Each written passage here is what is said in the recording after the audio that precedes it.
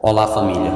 Em Salmo 105, 14 e 15 diz assim: Não permitiu a ninguém que os oprimisse, e por amor deles repreendeu reis, dizendo: Não toqueis nos meus ungidos, e não maltrateis os meus profetas.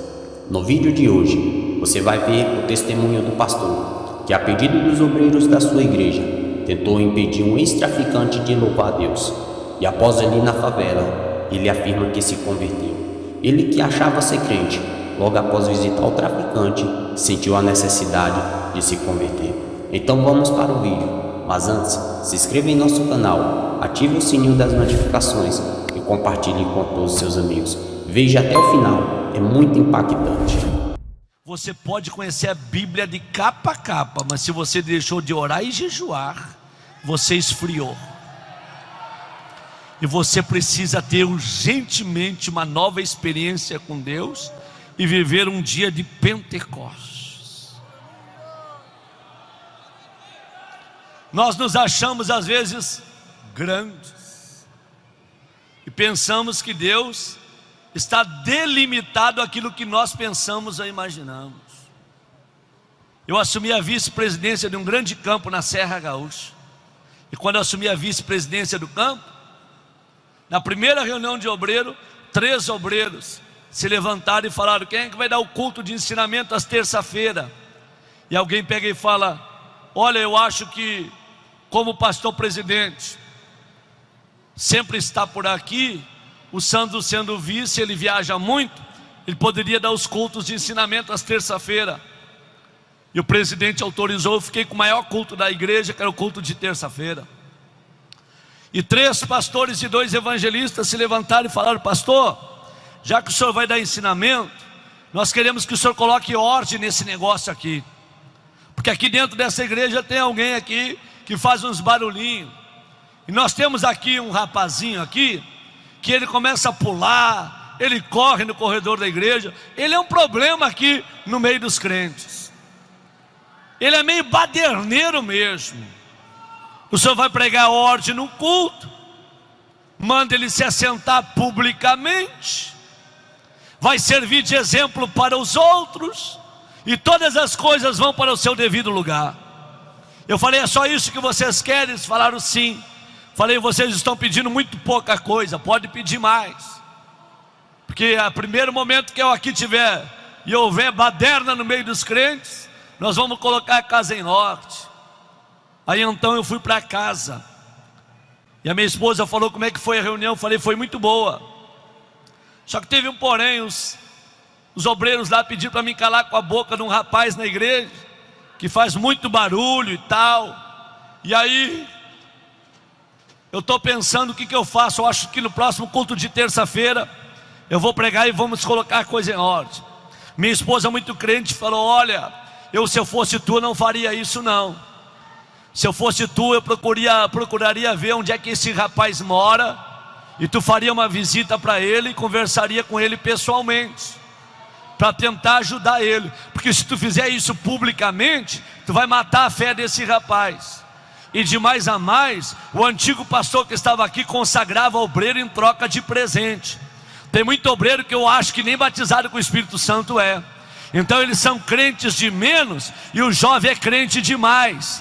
Então esse jovem está sendo um problema para a vida deles. Não mata o rapaz não, vai fazer uma visita para ele. Eu falei: ok, boa palavra, boa palavra. Saí a viajar no final de semana. Quando cheguei na segunda-feira, fui no empresário da igreja e falei para o empresário da igreja: onde é que mora o irmão fulano de tal? Aí o empresário falou: olha, pastor, ele mora numa favela braba aqui da cidade. E se eu fosse o senhor, eu não iria lá não, porque o lugar é muito perigoso. Eu falei: rapaz, eu sou um ex-favelado, sou um ex-dependente de droga. Eu aceitei Jesus dentro de um hospício, depois que tomei uma overdose, fiquei quase 1 ano internado dentro de um hospício. Deus usou um louco para falar comigo, que ia me tirar de dentro do hospício para fazer de mim um pregador da sua palavra. Assim como Deus falou, Ele cumpriu. É por isso que hoje eu sou pregador do Evangelho de Jesus Cristo, porque Ele me tirou de dentro do hospício. Eu estou acostumado com favela e com favelados. Morei nas favelas da Zona Oeste do Rio de Janeiro. Eu vou visitar. Peguei meu carro e fui para a favela. Quando cheguei na favela, até onde o carro foi, eu fui. Onde não deu para entrar com o carro, eu desci. Quando cheguei, eu olhei um molheiro da boca de fumo, perguntei para ele: meu amigo, onde é que mora o tal do hermano? E ele responde para mim: rapaz, ele é um antigo repolho, traficante. Se é o mesmo, ele mora no último barraco na costa do morro. Eu saí caminhando, quando cheguei na frente do barraco, torto, caindo os pedaços. Eu tentei abrir o portão, que era feito de arame, machuquei os meus dedos e não consegui abrir. Bati palma, e de dentro do barraco gritou: quem que está aí? Eu gritei do lado de fora. Passou Sandro Fontoura, ele gritou lá de dentro: ô maravilha de Deus! Falei: meu amigo, dá para tu abrir aqui que eu quero conversar contigo? Ele falou: só um momento. Quando ele abriu a porta do barraquinho dele e olhou para mim, ele levantou as duas mãos para o céu, começou a chorar e a falar em línguas estranhas. Eu falei: rapaz, não é hora de tu dar glória a Deus, não é hora de tu te renovar, é hora de tu abrir aqui esse negócio que eu quero entrar para conversar contigo. Ele falou: pastor, o senhor não está entendendo o mistério não. Faz 3 anos que eu me converti, e desde que eu me converti nunca ninguém veio me visitar, porque eu moro nesta favela, e eles não vêm em favela, eles não visitam o favelado, e eu estou aqui dentro do meu barraco, desde que o senhor chegou na cidade, eu estou orando a Deus, e eu falei para Jesus: se ele é o homem de Deus, e ele tem o mesmo espírito que eu tenho, tu vai trazer ele na porta do meu barraco para orar comigo. Aí eu vou acreditar que existe um Deus no céu que opera milagre na terra. Não é que Jesus ouviu a minha oração, pastor? Falei: ok, abre aqui. Ele abriu a porteirinha e eu entrei. Quando eu entrei no barraquinho dele, me abaixei. Eu falei: é bem rápido que eu tenho para conversar contigo. Ele falou: antes do senhor abrir a boca, deixa eu lhe falar um negócio. Nunca os crentes vieram me visitar, mas os membros da minha família que vêm me visitar, dentro do meu barraco tem doutrina. Falei: doutrina? Qual é a doutrina do teu barraco? Ele falou: ninguém dá palavra nenhuma dentro do meu barraco sem antes orar a Deus. Tem que orar para depois conversar. Podemos orar? Eu falei: podemos. Quem que ora? Eu falei: pode ser tu. Ele levantou as duas mãos para o céu e falou: papai, obrigado porque tu me ouviste, e tu sempre me ouve.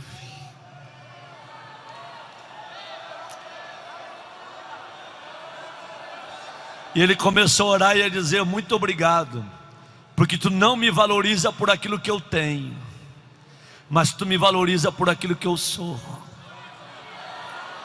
Os homens me valorizam por aquilo que eu tenho, mas tu me valoriza por aquilo que eu sou.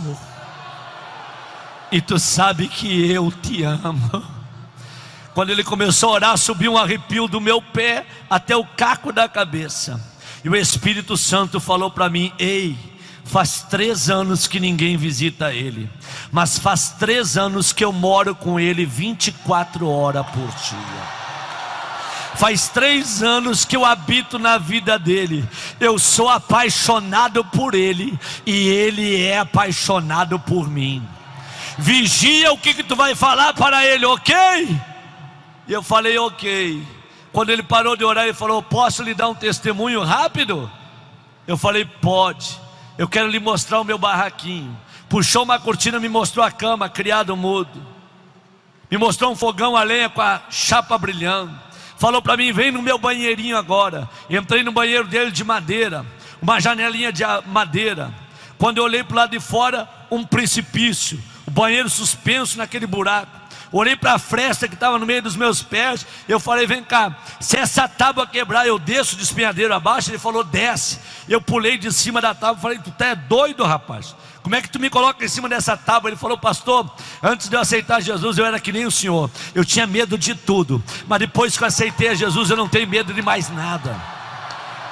Eu li aquele texto da Bíblia que diz que os confiam no Senhor são como os montes de Sião, não se abalam, mas permanecem para sempre. Meu barraco é de madeira, está torto, mas ele não cai, porque quem mantém meu barraco de pé é Jesus de Nazaré. Falei: tá bom. Quando eu saí do banheiro dele, ele falou: pastor, posso dar um testemunho rapidamente? Rápido. Eu falei: se for rápido, pode. Ele abriu a camisa, me mostrou 3 buracos na caixa do peito. Falei: o que é isso? Recebi 3 tiros de revólver, calibre grosso no peito. E não morri, sabe por quê, pastor? Deus tinha um plano com a minha vida. Olha esse buraco do outro lado que pegou no braço. Um homem me atravessou com o espeto de um lado ao outro. Eu não morri porque Deus tinha um plano com a minha vida. A polícia me levou para dentro de um valão, me deu rajada de metralhadora. Eu não recebi nenhum tiro, só um riscou meu rosto. Sabe por quê, pastor? Deus tinha um plano com a minha vida.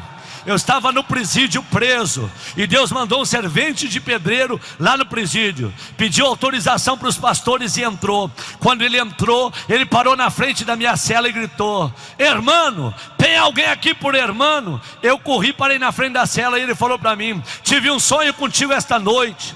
Deus me deu uma revelação e te mostrou para mim o sonho. E Deus mandou eu vim aqui te dizer que tu não vai pagar 20 anos de cadeia não. Até o final desse ano tu está fora do presídio. Só que tu tem que correr para a casa de Deus e adorar o nome de Jesus, porque Ele tem uma grande obra na tua vida." E eu levantei a minha mão e falei: se Deus fizer isso, quando eu sair daqui eu nunca mais saio de dentro da igreja. Deus trocou o juiz da cidade, que era um ateu, um à toa, e colocou um juiz crente.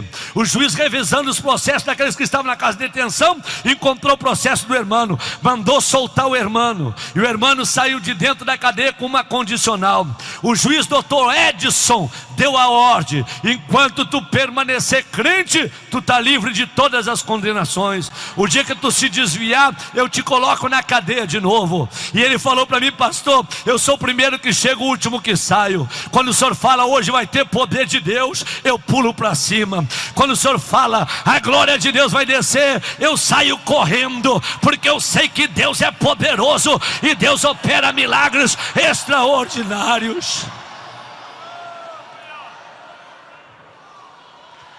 E ele começou a chorar. Falou: pastor, me perdoa, está ocupando o seu tempo. Pode falar o que o senhor iria falar. Eu falei: agora não vou falar mais nada não.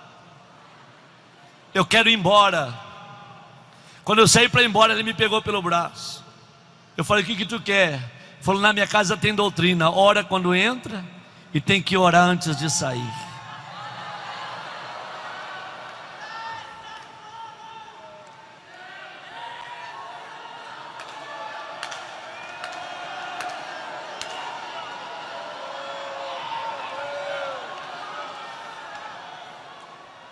Podemos orar? Eu falei: pode. Eu posso orar abraçado com o senhor? Eu falei: pode. Aí ele me abraçou, e eu pensei que o maluco ia orar 5 minutos. Ele deu um grito no meu ouvido, babou todo o meu rosto e falou: Deus, eu não solto ele enquanto tu não renovar o ministério dele. Chega de obreiro gelado neste campo. Chega de obreiro frio. Incendeia a alma dele. E eu orei mais de 1 hora abraçado com o favelado. A calça colou na perna, a camisa colou no corpo. E eu saí do barraco do hermano e fui até o meu carro falando em línguas estranhas. Fui até a minha casa falando em línguas estranhas. Cheguei na minha casa, falei para minha esposa: aperta a minha mão. Ela falou: o que houve? Falei: aperta a minha mão, me dá a paz do Senhor. Ela falou: a paz do Senhor. O que aconteceu? Eu falei: aceitei a Jesus hoje de manhã. Entreguei a minha vida para Jesus hoje de manhã.